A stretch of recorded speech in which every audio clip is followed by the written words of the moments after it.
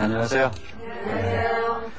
오늘은 두 번째 강의를 하려고 하는데 주제를 나는 전능하신 하느님을 믿습니다. 이렇게 정해봤습니다. 이 말을 떠올리면 우리가 이 대목이 우리가 신앙 고백을 하는 신경의 한 구절을 연상할 수 있게 되죠. 근데 실제로 신경에서 하느님에 대하여 묘사하고 있는 수식어를 찾아보면 전능하시다는 것 외에는 사실 다른 말이 없어요. 그런데 이 말을 강조해야 될 필요를 저는 느꼈거든요. 왜냐하면 사람들이 그분의 전능하심을 요즘 현대사회에서 잘 안 믿는 것 같아요. 그래서 자주 어떤 책이나 뭐 이런 것들의 제목으로 사용할 때도 뭐 하느님은 더 이상 이 세상하고 상관없는 분으로 묘사하는 그런 대목들이 많이 있죠. 또 교회에서 얘기하는 여러 가지 이야기들 속에서도 더 이상 하느님의 그 전능하신 힘에 대해서 말하기를 꺼려하는 것을 느낄 때가 많아요. 그래서 대신에 그만큼 그 인간의 이야기를 더 많이 하고 싶어 하죠. 그래서 사람이 무엇을 더 많이 했다, 무엇을 어떻게 했다 하는 쪽으로 많이 이야기를 하려고 합니다. 근데 그렇게 하고 보니까 제가 또 느낀 건 뭐냐면 속에서부터 허약함을 느끼더라. 힘이 없다. 왜냐하면 결국 눈에 보이는 모든 현상이 그러면 결국 하느님하고 상관없고 이제 인간이 자기가 노력을 해서 이걸 붙들고 있어야 되는 거니까. 그러면 교회를 이루고 있는 그 모든 교회의 가치라고 여겨지는 것들조차도 결국 인간이 붙들고 있어야 되는 거네요. 얼마 전에 우리가 그 순교 성지 순례를 했거든요. 그것도 어떻게 했냐면요. 밤에 11시에 출발을 한 거예요. 그래서 밤을 새워서 걸어서 그 상암터 성지까지 갔다가 이제 돌아오는 거였어요. 새벽에 오니까 성당에 도착하니까 5시예요. 그래서 이제 주일날 아침 6시입니다 하고 파하고 가는 걸로 했어요. 근데 그걸 하면서 제가 신자들에게 그렇게 말했어요. 우리가 이걸 왜 하는지 그 의미를 억지로 만들려고 하지 말자. 아직 모르니까. 안 해봤으니까. 그냥 계획이 잡혀 있었던 거고 서목계획이라고 하는 게 이미 만들어졌고 그것을 우리는 계속 지금 진행 중인데 이것이 지금 우리가 순교성월에 순교 정신을 본받자고 해서 하는 것이니까 해보자. 그리고 이제 돌아왔거든요. 근데 돌아와서 생각을 하니까 너무 억울한 거예요. 그걸 왜 했나. 정말 야구르다 정말로. 왜냐하면 세남도까지 세종에서 가는 그 길이 그게 특별히 그 시간에는 만만치가 않더라고요. 가다 보니까 서울역을 통과해서 용산을 지나서 이렇게 가다 보니까 막 이 술집들에며 거기서 길에 나와서 그 취기에 소리 지르고 또 그 서울역 그 옆에서 막 그 노숙하는 사람들 누워서 그러지요 이런 사람들을 보면서 성지 가는 길치곤 좀 그렇다. 그러고 다녀왔어요. 다녀와서 그 다음날 미사를 4번을 해야 되거든요. 돈다는 신부니까. 근데 보좌가 없으니까 이제 혼자서 다 해야 돼요. 다 하면서 이제 교우들은 걱정을 하셨죠. 제가 이제 오기를 부리고 그 다음날 그게 있으면서도 미사를 4번이나 해야 되면서도 토요일 밤에 갔다 오니까 걱정이신 거예요. 이제 미사하다 말고 저 앉아서 졸면 어떡하나. 그래서 이제 저를 바라보는 시선을 제가 느끼면서도 이제 속에서부터 느껴지는 건 뭐냐 하면 정말로 인간적으로는 그걸 다시 하고 싶은 생각이 조금도 없는 일을 어젯밤에 하고 온 거예요. 제가 그때 생각했어요. 적어도 어제 갔다 온 거는 내가 이제 자신 있게 신앙 때문에 갔다 왔다고 말해도 되겠구나. 그래서 저는 아주 그 철인 노릇을 했어요. 주일날 미사일도 다 하고 그 다음날까지 아주 쌩쌩한 척했어요. 왜 이 말씀을 드리는가 하면 그분의 전능하심의 모습이 우리가 이해하는 것과 너무 다르다. 그러니까 우리가 알고 있기에는 그분이 뭐 기적을 일으키셔야 전능한 걸로 이해하잖아요. 그렇죠? 생겨라. 그래서 거기다가 뭐 갑자기 어떤 사람이 빵이 없는데 빵을 달라고 하니까 빵을 확, 어떤 사람이 병이 났는데 병을 고쳐달라고 하니까 병을 확 고쳐주죠. 근데 저는 사제생활 20년 동안 하면서 병원에서도 일해봤거든요. 근데 그때 병원에서 느낀 게 있어요. 뭐냐면 5살 먹은 아이, 또 뭐 16살 먹은 아이, 이런 아이들이 백혈병이에요. 근데 얘네들이 매일매일 죽어가는 거예요. 근데 그 옆에 가서, 제가 신부잖아요. 근데 가서, 글쎄 아무것도 할 수가 없더라니까요. 뭘 해요? 그 전능하신 하느님을 내가 고백하고 있다 그러면서도 이 사람뿐만 아니라 이 어린아이뿐만 아니라 이 어린아이의 부모는 어떻겠어요? 근데 어떻게 할 수가 없어요. 내가 할 수 있는 게 아무것도 없더라니까요. 근데 또 더 기가 막힌 거는 그러면 모세나 이런 사람처럼 하나님께 기도를 하면 하나님이 좀 들어주시면 좋겠는데 내가 가서 기도를 해도 못 들은 척 하시는 것 같은 거예요.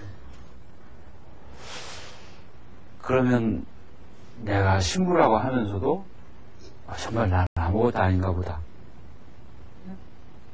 그러면 내가 어떻게 그분이 전능하시다 하는 이 소식을 날더러 전하라고 하시는 것일까?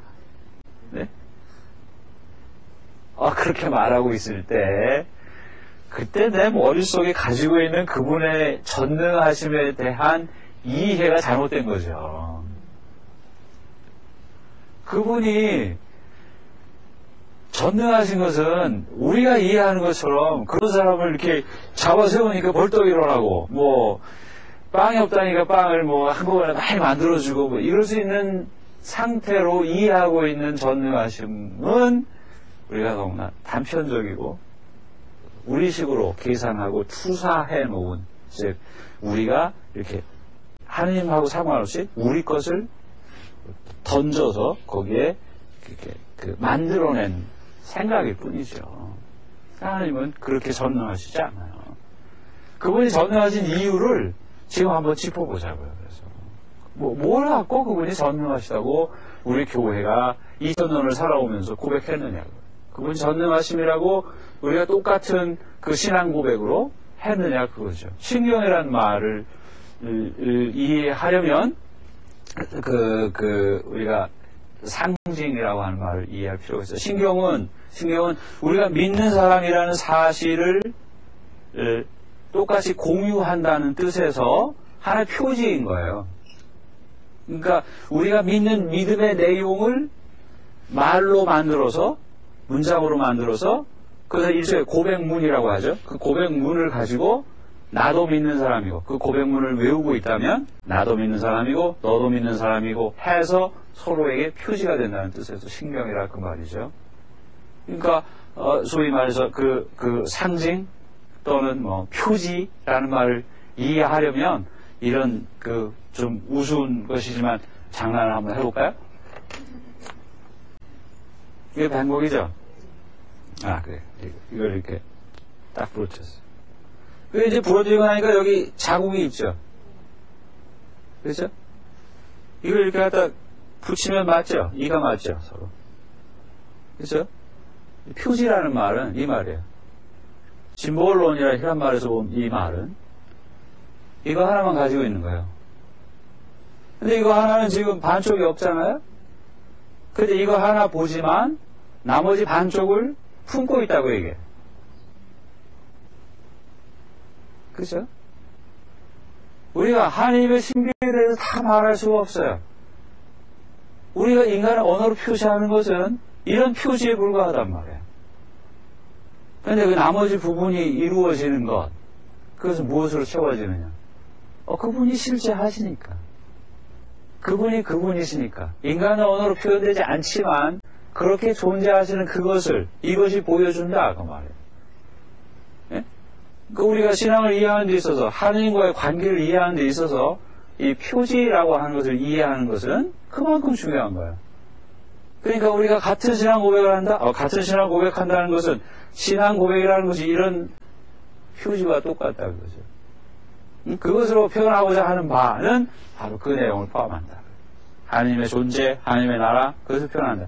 그러니까 옛날에 그 심볼론이라는 말을 사용하면서 어떤 때 썼냐면, 이제 전쟁을 겪게 되잖아요, 만약에. 그러면 이런 식으로 그 메달 같은 걸 쪼개서 하나씩 나눠주는 거예요. 그리고 도망가요. 각각 다. 나중에 10년, 20년 후에 만나서 네가 그 사람이냐 확인하려면 갖다 이렇게 맞추면 되죠. 그렇죠? 표지라는 말이 그 말이라고 말해요. 하느님에 대하여 우리가 말할 수 있는 모든 것은 드러난 표지들을 가지고 말하는 것 외에 달리 할 방법은 없다. 그러면 하느님에 대하여 가장 잘, 그리고 가장 완전하게 우리가 알도록 해주신 분이 누구냐면 예수 그리스도이시죠. 그렇죠? 그분이 표지이셨어요. 하느님과 똑같은 분이시고, 하느님과 본질이 같으신 분이시고, 바로 그분이 아버지를 보여주셨다 그 말이에요. 그래서 알게 된 것을 교회가 2000년을 살아오면서 신앙 고백으로 했고, 그때 이해된, 교회가 이해한 하나님의 전능하심은 이런 뜻에서 전능하시다 라고 말하는 대목들을 짚어보자 그러죠. 어떤 표현들을 썼느냐 그걸 위해서, 그래서 우선은 제일 먼저 말할 것이 그분이 한 분밖에 없으신 하나님이시다. 유일한 존재이시다. 유일한 존재이시다. 그분은 한 분밖에 계시지 않는다. 여기서 출발하는 거예요. 왜냐하면 그분의 이름이 드러났듯이 그분은 존재 자체이시라 그 말이에요.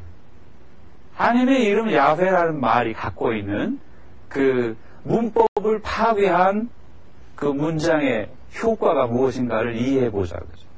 나는 나다. 그것은 문법을 파괴했어요. 그렇죠? 그럼 이 말로서 표현하고 싶은 건 뭐냐 하면, 당신이 사람의 언어 속에 고정될 수 없다는 것을 표현하면서도 고유명사를 쓰기 위하여 야훼라고 이름 붙이셨다고요.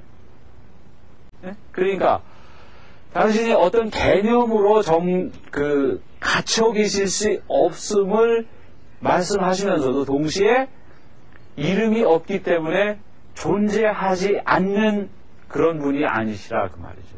즉 구체적인 존재라 그 말이에요. 이름 없으면 없는 거잖아요. 그렇죠? 아니 우리도 사람이 태어나면 걔 이름을 지어서 호적에 올려놔야 걔가 사람 아니에요. 호적에 올렸다는 것이 사회적으로 생명을 주었다 그 말 아니에요. 그렇죠? 이름은 그래서 중요해요. 그래서. 근데 하느님은 이름이 없으신 분이 아니고 이름이 있으시다 그 말. 어떻게 있으신? 나는 나다라는 이름을 가지셨다. 그리고 나는 나다라는 이 이상한 표현으로 왜 이름을 지으셨냐? 무엇이다는 인간의 언어로 개념화했을 때 그것은 죽는다. 살아있는 게 아니라 그죠. 이거는 컵이죠. 컵에는 물을 담죠. 그럼 여기다 잉크를 담으면 안 돼요?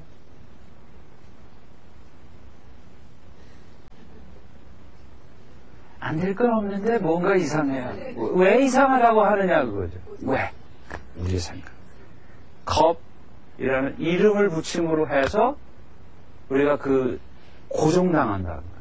이것의 기능을 제한한다. 그거예요. 네? 개념화라고 하는 게 그거라 그 말이에요. 근데 이거는 다른 것으로도 얼마든지 쓰일 수 있잖아요. 왜 그것만 돼요? 이가 빠지면 뒤집어 놓고 여기다 화분을 올려놓는다고 안 되겠어요? 그죠? 하느님은 그렇게 존재하시는, 존재 자체이시다라는 사실을 표현하시는 방법으로 당신의 이름을 야훼로 밝히신 하느님이시다. 한 분밖에 없으실 그런 하느님이시다는 사실이죠. 존재 자체이니까. 그런 뜻에서 그분의 이름이 야훼다라는 것에서부터 우리는 그분이 창조주이심을 자연스럽게 이해할 수 있게 된단 말이에요. 존재 자체이시기 때문에 창조주이실 수밖에 없죠. 네? 존재 자체이시기 때문에 창조주이실 수밖에 없다. 그럼 그분이 어떻게 창조하시느냐 하면 말씀으로 창조하신다. 또 무에서부터 창조하신다. 아무것도 없는 데서 창조하신다. 그거예요. 또 그분은 생명을 주신다. 그거예요. 또 그분은 질서를 가져오신다. 그거예요. 창조주이신 그 하느님의 전능하심이 드러난 것을 역사적으로 짚어보면 바로 그러한 과정을 통해서 그러한 능력을 드러내 보여주시더라. 그러면 그분이 말씀으로 창조하셨다 하는 게 어떤 속성을 가지고 있나 이해해 보자고 그러죠. 당시에 다른 그 근동 지역의 여러 민족들이 가지고 있었던 설화들과 창조 설화를 비교해 본 성서학자들이 우리에게 알려준 정보에 따르면 다른 데서 다른 민족들이 가지고 있었던 세상이 이루어진 기원에 대한 설화들은 대부분 어떤 조작이라든가 또 제작이라든가 또는 전쟁이라든가 이런 것들과 상관이 있는 기원을 가지고 있다고 얘기를 한다는 거예요. 그러면 만들어낸다든가 한 예를 들면 우리 단군 신화에서 보면 우리 한민족의 시조가 그 태어나는 과정을 그린 이야기를 한번 떠올려 보세요. 그거 어떻게 합니까? 곰하고 호랑이가 굴에 들어가서 그 마늘을 먹고 참기를 해요. 그렇죠? 그래서 끝까지 참은 게 곰이었어요. 그래서 곰이 그래서 어떻게 됩니까? 웅녀 사람이 돼서 여자가 됐다 그 말이에요. 그리고 하늘의 왕자와 결혼을 해서 거기서 낳은 사람이 단군이다 이러잖아요. 너무 복잡해요. 근데 하느님이 창조하셨다 하는 거 어떻게 하시냐면 생겨라 말씀으로 생겨라 하니까 생기는 거예요. 빛이 생겨라 생기는 거예요. 바로 여기 있어요. 그러니까 은근히 사회적인 관점에서 보자면 다른 민족들이 가지고 있었던 신앙 안에서의 설화들이 드러내는 그 하느님보다 이스라엘 사람들이 가지고 있는 그 하느님이 얼마나 월등하냐 이걸 드러내는 거죠. 여기서 그분의 전능하심을 엿보게 되는 부분이라고요. 그분은 뭐 시간을 들여서 노력을 해서 뭘 만들어내고 뭐 싸움을 평정하고 뭐 필요가 없다니까. 그분은 생겨라 하면 생겼다. 그렇게 하시는 하느님이시다. 그래서 그분은 정말로 아무것도 없는 데서 생겨라 하니까 생겨났고 물을 갈라져라 하니까 갈라져서 육지와 땅이 물이 구별됐고 그리고 거기에 물고기가 생겨라 하니까 물속에서 물고기들이 살아서 움직였고 풀들이 자라나라 하니까 자라났고 그렇게 됐어요. 그렇죠? 그분의 전능하심은 그런 모양으로 드러나더라 하는 거죠. 근데 이제 그 전능하심의 극치를 보여주신 대목이 뭐냐 하면 그분이 존재하시는 방식을 우리에게 완전하게 알려주신 하나님의 자기 계시의 가장 완전한 모습으로 우리에게 자기 계시를 하신 예수 그리스도 사건으로서 그분이 삼위일체이신 하나님이심을 알게 됐다. 왜 제가 그분의 삼위일체이심을 전능하심과 상관 있는 개념으로 이해하고 싶어 하는가를 설명을 드리려고 그러는 거예요. 네? 그분이 삼위일체시다는 사실을 우리가 스스로 알아낼 길은 없어요. 그렇지만 예수 그리스도를 통해서 그러시다는 사실을 우리는 알았어요. 그래서 어떤 식으로 드러나는가 하면 하나님은 세상 태초에서부터 세상을 만드셨고 창조하셨고 그것을 다스리시고 이끌어 오시는 분이세요. 그렇게 하실 때 거기 성자, 성령은 함께 계셨더라는 거예요. 근데 우리가 몰랐죠. 구약의 백성들이 몰랐던 거예요. 거기 하느님께서 존재하시면서 그렇게 하실 때 야훼로 소개하셨고 예언자들을 시켜서 알리셨고 천사들을 통해서 당신의 메시지를 전하셨고 다 하실 때 그때 이미 거기에 성부, 성자, 성령이신 삼위께서 활동하고 계셨더라는 거예요. 몰랐지만 우리가. 네? 그래서 성령께서는 그 시절에도 같이 활동하셨어요. 그래서 창조서를 뭐라고 설명합니까? 케이오스, 혼돈 상태, 뒤죽박죽된 상태에 그 위에 뭐가 감돌고 있었다고요? 기운이, 그때 말하는 그 기운, 그건 성령이시죠. 네? 그러면 예수 그리스도는 누구시냐? 말씀이셨죠. 말씀. 생겨라 할 때 그렇게 되던 말씀. 있어라 하니까 그렇게 되던 말씀. 그분이 때가 되자 성자께서 말씀이신 분이 사람이 되셨다 그 말이에요. 말씀이신 분이 사람이 되실 때 성령이 같이 파견을 받으신 거예요.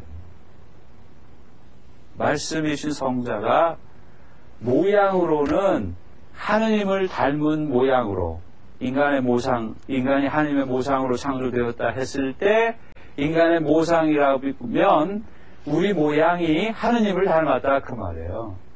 그 모습으로 오셨고 영으로서 거룩한 영으로서 함께 오셨더라 그거예요. 그러고 나서 다시 성령께서 우리에게 구체적으로 파견되신 때가 언젠가 하면 예수 그리스도께서 영광을 받으시고 다시 돌아가셨을 때 그때 성령이 우리에게 파견되셨다. 성령의 시대로서 새로운 교회의 시대를 열면서 파견되셨다. 그거예요. 네? 그럴 때 우리가 혼돈하지 말아야 될 것이 있죠. 이것은 옛날의 교회 역사 안에서 동방교회와 서방교회가 구별되는 이유가 되기도 했었던 것이지만 성령께서 어떻게 이해되어야 되느냐는 신앙 고백에 따라서 동방교회, 서방교회의 구별이 있었던 것이죠. 그때 보면 소위 말해서 필리오케의 문제, 쫓아나시다라고 표현하는 서방교회의 생각과 달리 동방교회는 성부께로부터 오신 성령이시다는 뜻에서 기원을 강조하는 그 교리를 믿음으로써 구별하고자 했었다 하는 거예요. 그러나 서방교회는 두 분 사이에서 같이 나섰다는 것을 두 분 사이에서 즉 성부와 성자 사이에서 유출되셨다라는 사실을 설명하려고 했는데 그렇게 하려고 했던 진짜 이유는 어디인가 하면 성자께서 성부와 동일한 분이시다는 것을 말하려고 그렇게 말했던 것이지 성부께서 성령의 기본이심을 부정하는 뜻이 아니라 그 말이죠. 그래서 그것을 더 이상 큰 문제로 생각할 필요는 없지만 우리가 조심스럽게 접근하고 이해해야 될 대목은 무엇인가 하면 성부, 성자, 성령께서 활동하시는 것을 이해하기 위한 기본적인 우리의 사고의 틀을 분명히 할 필요가 있다는 거죠. 그래서 거기 그 설명을 위해서 필요한 약간의 철학적인 개념을 이해할 필요가 있는 거예요. 첫 번째로 얘기할 수 있는 게 소위 말해서 실체 개념이라는 겁니다. 실체. 그런 얘기 많이 들어보셨을 거예요. 실체. substantia라고 하죠. 그 라틴 말에서부터 설명을 해보면 쉬워지는 게 이제 한자어 같으니까 그러면 숲 하는 말은 뭐 아래에 이런 뜻으로 이해할 수 있으니까 또 스탄시아 할 때 그것은 서 있다 이런 말이었어요. 그러니까 서 있는 현상들 밑에 있는 그 무엇을 실체라고 한다고 했을 때 그러면 실체라는 것을 이해한다는 건 뭐냐면 이것이 유리로 만들었다 또는 저것이 무엇이다 이렇게 재료를 말할 수 있으면서도 기능으로 보건대 이것이 무엇이다 탁자다 하면 저런 이런 모양이 아니고 재료도 다름에도 불구하고 그런 기능으로 쓰이는 것을 탁자라고 이해할 수 있는 것은 그것이 실체라는 성격을 이해하기 때문이라는 것이죠. 그 다음에 또 하나는 우리가 그 위격이라는 말을 이해할 필요가 있어요. 페르소나라고 하는 말을 이해할 필요가 있는데 그 페르소나라는 말을 이해하는 데 있어서 결정적인 그 열쇠가 되는 말이 뭐냐면 그것이 그 앞에 붙은 접두어에서 느껴지도록 하는 의미는 뭐냐면 무엇을 향하다 이런 소리. 무엇을 향하다. 네? 무엇을 향하다. 그러면 이제 성부 성자 사이에서 대입을 해보면 그 어떤 말이 되냐면 성자는 성부를 향하여 있는 존재다. 성부는 성자를 향하여 있는 존재라고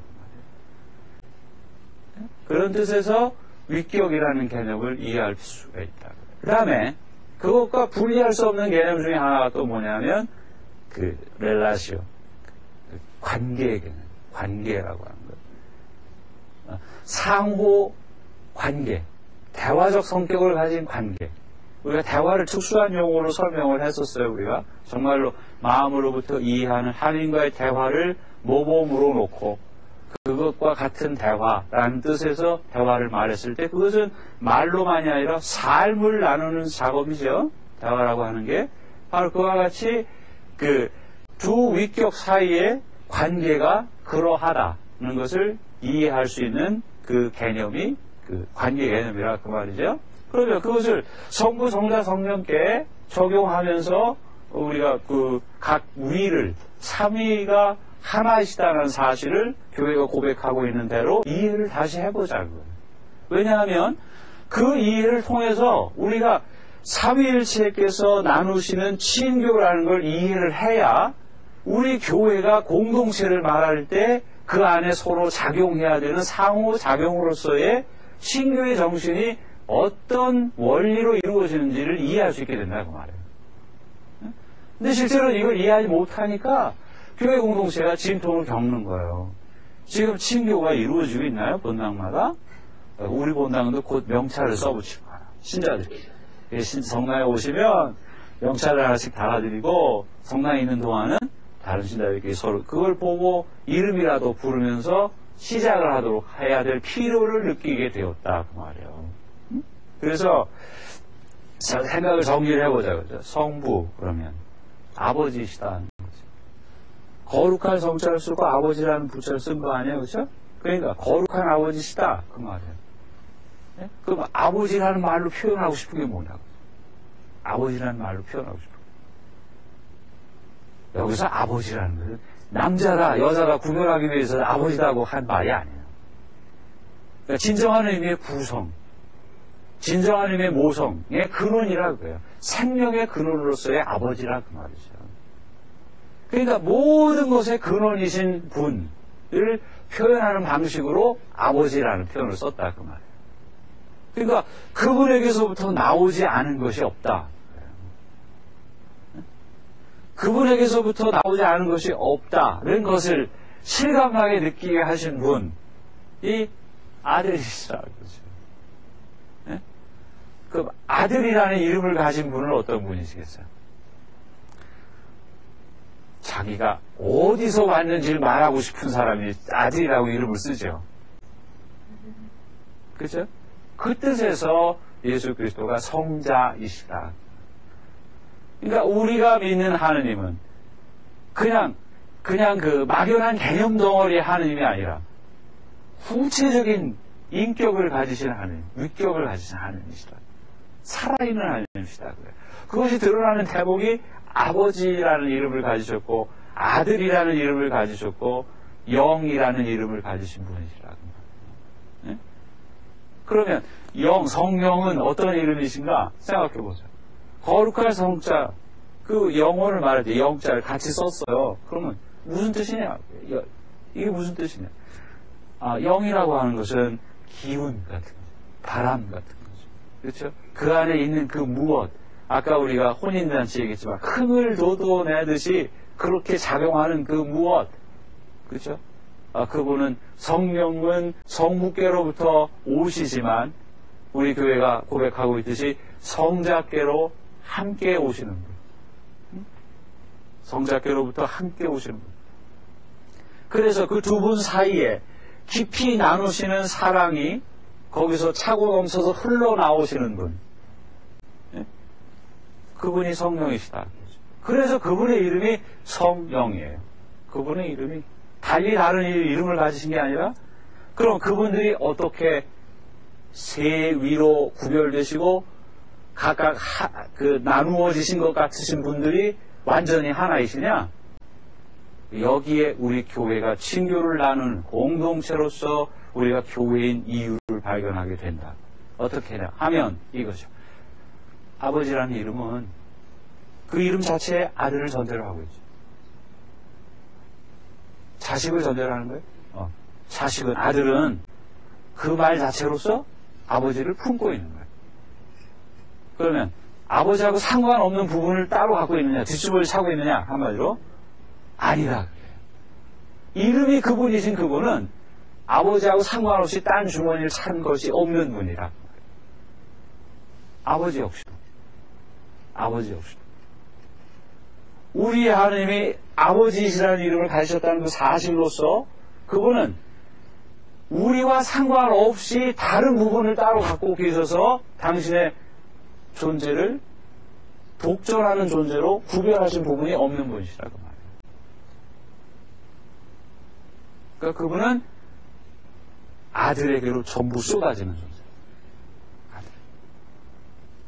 아들을 빼면 그분도 존재하시지 않는 거예요. 아들 없이는. 그렇기 때문에 하나예요. 나눌 수가 없는. 분명히 위격으로 보건대 나누어진 것처럼 보이지만 나눌 수 없는 분들이신 이유가 그분의 위격 자체가 그렇기 때문에 그렇다. 아버지라는 속성, 아들이라는 속성, 성령이라는 속성이 그렇다. 두 분 사이에서부터 성령께서 유출되셨다, 발출되셨다는 고백은 바로 그 두 분 사이에 완벽한 결합, 서로가 서로를 향하여 겨냥된 것으로서 이 움직여가는 사랑이라고 하는 그 역동성이 솟아나온 분, 그분이 성령이시다. 그러니까 본질로 보거나 어느 것으로 보아도 그분들은 똑같은 분이시면서 다만 구별될 수 있는 것은 역할만이 다르다. 역할만. 직능으로서만 구별되신다. 그 말이에요. 아버지라는 역할, 아들이라는 역할, 성령이라는 역할만 다르시다. 그 말이에요. 제가 이걸 우리 공동체의 원리라고 제가 설명을 드려서 친교의 원리라고 설명을 드렸는데 왜 그러냐 하면 생각해 보십시오. 본당 안에서 본당 신부가 왕입니까? 아니에요. 역할이 다른 거예요. 본당 신부가 본당을 책임지고 산다고 하는 것은 주교님의 고유한 권한을 위임받아서 그 지역 내에서 주교님께서 하고자 하는 방식대로 교회의 법 정신이 가르치는 바를 몸에 익혀서 교회를 운영하는 것, 다스리는 일을 하는 사람이 본당 신부라고 해요. 그런 역할을 하는 사람이라 그 말이에요.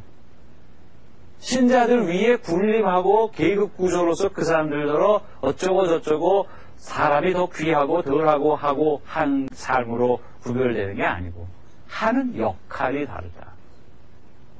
신자들 한 사람 한 사람도 다 자기 역할이 다른 것이지 높낮이가 없다는 거예요.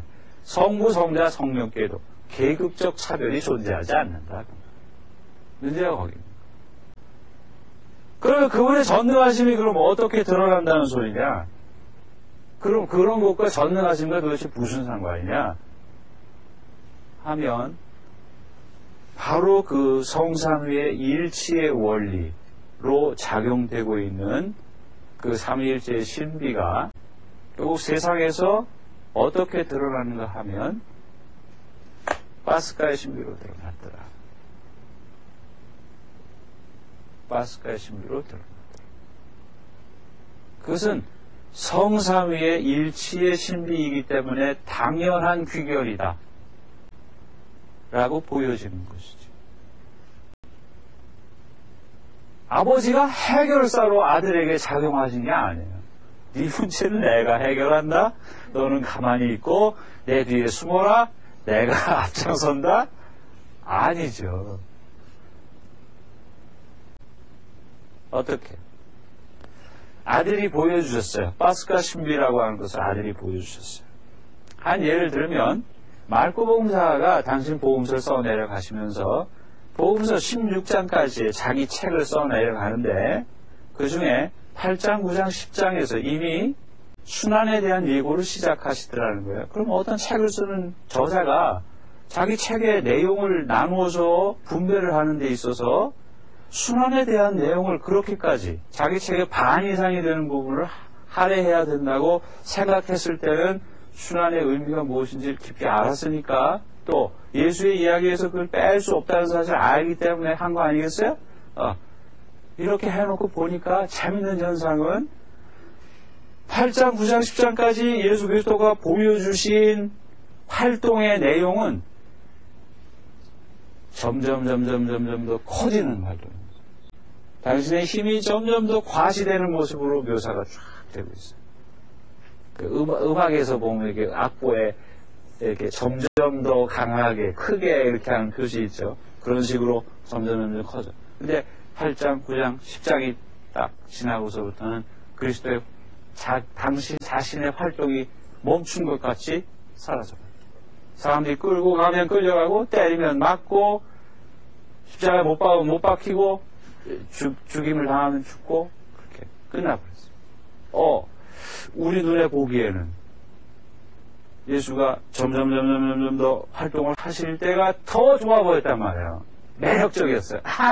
이거다. 이게 힘이다. 그랬는데 느닷없이 순환 이야기로 변하면서 순환 예고 각 장마다 순환과 상반된 정반대의 뒤집힌 이야기가 거기 삽입이 되어 있어요. 거룩한 변모의 사건의 이야기라든가 누가 첫째고 누가 꼴찌냐는 이야기라든가 이 이야기로 뭔가 암시를 하셨는데 다 안 보였지만 그분이 나중엔 전혀 활동을 안 하신 것처럼 보이더라 그거예요. 근데 그게 아니라 사실은 그 순간이 하느님의 전능하신 힘이 가장 잘 드러난 순간이더라. 이걸 말하는 방법이었다 그 말이에요. 그러니까 어떻게 드러났냐? 결과가 뭐냐? 살아나셨다. 이게. 죽은 줄 알고 그래서 틀림없이 죽었다. 이 사실을 밝히고 말하기 위해서 무덤에 묻혔다 이렇게 표현하잖아요. 무덤에 묻혔는데 분명히 죽었는데 근데 살아났다. 어떻게? 아버지가 살리셨다. 아버지가 살리셨다. 왜요? 아들이 아버지에게 그렇게 했으니까. 네? 아들이 당신 손으로 여기다가 그분의 왕국을 세우신 게 아니잖아요. 네? 5,000명을 먹이시고 죽은 사람을 살려내고 하는 그 엄청난 신적인 권능, 힘을 가지고 계셨음에도 불구하고 아버지하고 상관없이 딴 살림 차리시는 게 아니라 아버지의 뜻 앞에 완전히 복종하셨잖아요.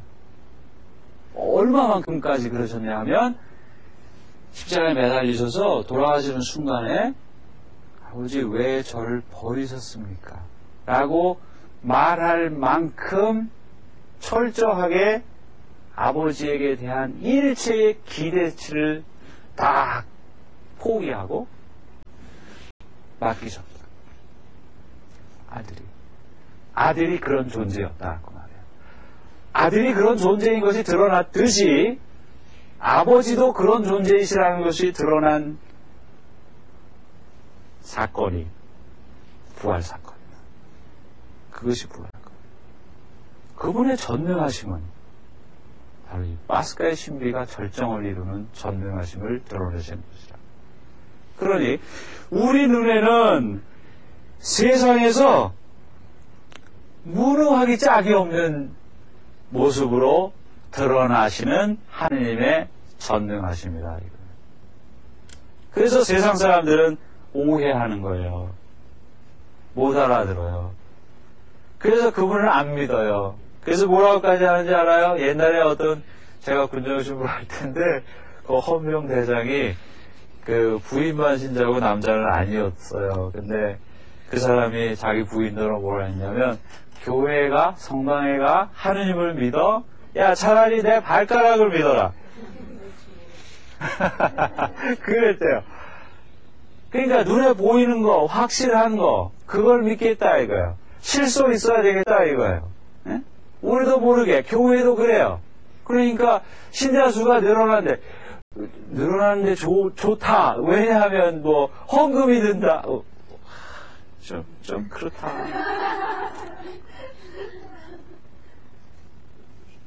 그거 아니죠. 우리 눈에 보이는 것 말고 보이지 않는 바로 그것을 통하여 그분은 일을 더 잘하시더라. 그래서 신앙의 모범으로 우리에게 보여주셨던 마리아의 체험이라든가 마리아의 신앙의 모습이라든가 이런 모든 모습들에서 한결같이 맞아떨어지는 대목이 뭐냐 하면 그분들은 그분의 전능하심을 믿었다 그거예요.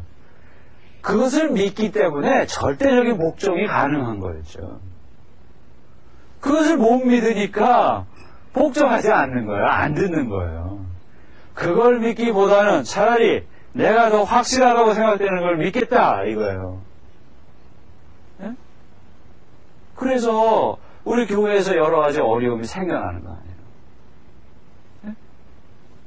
그분이 우리가 망가져가는 것 같고 부서져가는 것 같고 정말 우리가 이렇게까지 그 비참한 상태구나 하는 사실을 보게 됐을 때 우리는 그걸 못 견뎌야 한다고요. 하나님과의 관계 안에서 이해하려고 하지 않고 이걸 해결해 가는 데 있어서 그분이 전능하신 분이시고 그분이 하신다 이런 걸 안 믿고 딴 방법을 찾아야 되겠다. 그런데 그것은 그분의 전능하심에 대한 오해로서 비롯된 문제라고 저는 생각이 든다. 그래서 그분이 전능하시다는 사실을 저는 더 그냥 모비시라고 강조를 할 필요를 느끼는 거예요. 그래서 그분은 전능하시다. 그분은 전능하시다. 정 못 믿겠으면 날 봐라. 내가 얼마나 못난 놈인지 아느냐. 내가. 근데 그분이 나를 지금도 살아서 움직이게 하고 계시다. 그러니 그걸 봐서라도 그분이 전능하시다는 걸 믿어라. 그 말이에요. 그분은 결코 인간적으로 화려하고 힘있고 그런 것에서 작용하시지 않아요. 왜냐하면 그분은 아버지시기 때문에. 그분은 모든 것에 나누어져 계시기 때문에. 모든 것에 생명의 근원으로 작용하시기 때문에 그분에게 완전하게 종속되어 있는 존재일수록 그분은 더 지극한 사랑으로 그에게 쏟아지신다 그 말이에요. 그래서 성서가 그렇게도 고백해 왔듯이 가난한 사람, 허약한 사람, 낮아진 사람, 배고픈 사람 바로 그 사람들에게 우선적으로 기울어 주시는 분이 그분이시다 그 말이에요. 그래서 그걸 역설이라고 하는 거예요. 그러니까 그분에 대한 전능하신 이해를 올바로 함으로 해서 전능하심에 대한 이해를 올바로 함으로 해서 우리가 믿고 있는 바에 대한 더 큰 확신을 가지고 그러니 내가 파스카 신비 속에 살고 있다고 할 때 십자가를 짊어진다고 하는 것을 내가 더 이상 겁먹을 이유가 없죠. 그렇죠? 겁이 안 나나요? 겁이 나죠. 고통을 즐겨받는다. 그러면서는 정신병 되죠. 아니 고통을 즐겨받을 이유가 도대체 어디 있어요? 예? 그러면 정신질환자예요. 우린 고통 앞에서 벌벌 떠는 존재예요. 그 고통을 이길 능력이 우리한테 없다는 걸 알아요. 바늘 하나에 찔려보세요. 얼마나 아픈가. 그렇죠? 그러면 우리가 발가락 하나가 잘못됐다고 쳐봅시다. 그게 문제예요. 그것 때문에 정신적으로 스트레스를 얼마나 받아요. 생각해보세요. 우리가 얼마나 나약하고 가련한 존재인지 정말로 모르시겠어요? 아시잖아요. 불쌍해요. 눈물나게 불쌍해요. 뭘 갖고 있건 어쨌건 정말로 눈물나게 불쌍합니다. 예? 바로 그러한 우리들이 고통 앞에서 어떻게 호언장담을 해요? 우리는 정말 깊은 두려움을 느껴요. 근데 그 두려움을 이겨낼 용기를 가질 이유가 있다는 거예요. 그게 뭐냐면 예수 그리스도를 통해서 드러난 하느님의 전능하신 힘을 믿기 때문에 내가 그 두려운 상황에서도 용기를 얻더라 그거예요. 차이점은 그거예요. 두려움을 몰라서가 아니라 두려움 중에서 용기를 내서 일어선다 그거예요. 자기 힘으로가 아니고 바스케의 신비로 드러난 전능하신 힘을 믿는 데서 생기는 힘으로 그 점을 이해하시고 다음 시간에 뵙겠습니다. 영광성으로 끝냅시다. 영광이 성부와 성자와 성령께 성부와 성자와 성령의 이름으로 아멘.